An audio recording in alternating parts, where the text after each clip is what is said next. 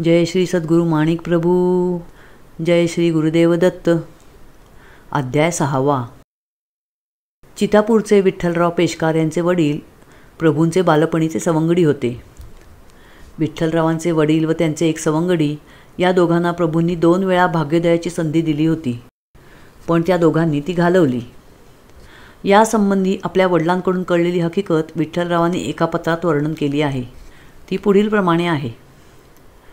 16 वर्षांचे प्रभू जेव्हा मामांच्या रागावण्यामुळे कल्याण सोडून निघाले, त्यावेळी त्यांच्याबरोबर विठ्ठलरावांचे वडील व अजून एक सवंगडी असे 2 जणही निघाले. त्या तिघांनी कल्याण पार केले व मंठाळला पोहोचले. प्रभू जेव्हा मंठाच्या जवळच्या अरण्यात शिरू लागले, तेव्हा हे 2 घाबरले. त्यांनी प्रभूंना विनवले की त्या भयंकर अरण्यात जायला नको. त्यावर प्रभू त्यांना म्हणाले, भिवू नका, माझ्या मागोमाग या, तुमचे भाग्य उदयाला येईल. प्रभूंच्या या आश्वासनामुळे निर्धास्त होऊन ते 2 प्रभूंच्या मागे चालू लागले. मग ते तिघे आंबिलकुंडाजवळच्या गुहेत शिरले. काही पावले चालल्यावर त्यांना एक शिळा लागली. ती या तिघांनी पाडली व आतल्या गुहेत शिरले. अत्यंत स्वच्छ असलेल्या त्या गुहेत रसरशीत आग पेटली होती. थोडे पुढे जाताच पहिल्यापेक्षा मोठी शिळा दिसली. या दोघांनी ती पाडण्याचा प्रयत्न केला, पण त्यांना यश आले नाही. शेवटी प्रभू हसून म्हणाले, आता पुरे करा, फक्त माझ्या धोत्राचा पदर घट्ट धरून उभे राहा, घाबरू नका.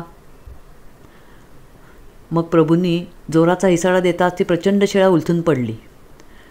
तेवढ्यात आतील गुहेतून एक भयंकर गर्जना ऐकू आली. ती एखाद्या हिंस्र वाघाची असावी असे वाटून प्रभूंचा धरलेला पदर सोडून ते 2 मागच्या पावली पळत सुटले. पळता पळता त्यांना काहीतरी धाडकन पडण्याचा आवाज आला. त्यामागोमाग वाघाच्या डरकाळीचा आवाज ऐकू आला. त्यांना वाटले की वाघाने प्रभूंना झडप घालून खाऊन टाकले. घाबरून ते 2 अजूनच जोरात पळू लागले. थोड्याच वेळात ते कल्याणजवळ पोचले.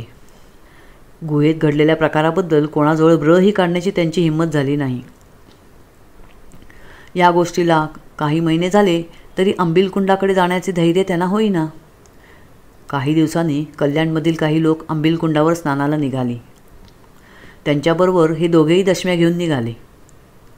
डोंगर चढून आंबिलकुंडाजवळ येताच त्यांना प्रभू दिसले. प्रभूंना बघून त्या दोघांना भयंकर आश्चर्य वाटले. त्यांना कळले की काही काळ प्रभूंचे वास्तव्य त्या बंद गुहेतच होते. ते प्रभूंकडे पाहतच राहिले.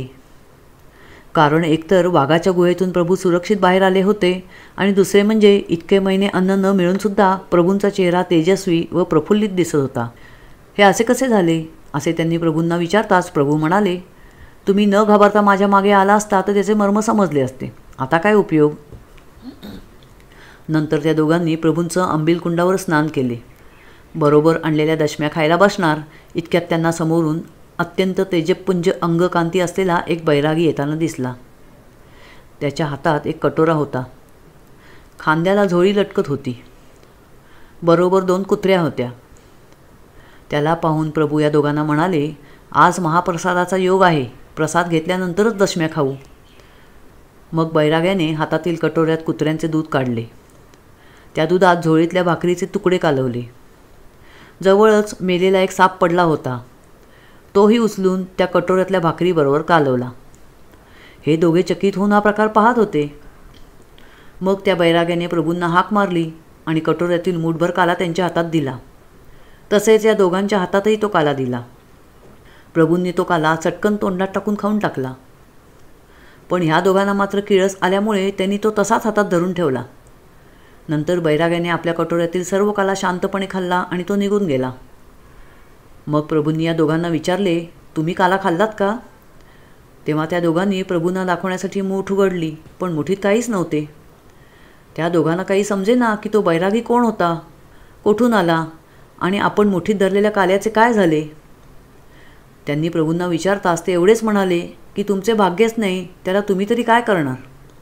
अशा प्रकारे प्रभूंनी आपल्या 2 मित्रांना दिलेल्या भाग्योदयाच्या 2ही संधी त्यांनी घालवल्या.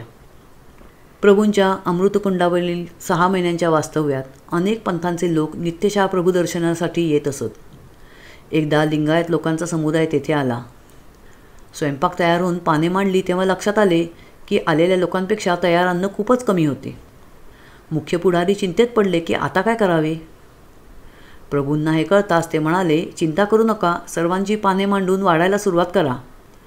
मग प्रभूंनी तयार झालेल्या स्वयंपाकावर आपली अमृतदृष्टी फिरवली. प्रभूंनी आज्ञा देताच प्रभुनामाचा जय जयकार करून जेवण वाढण्यास सुरुवात झाली.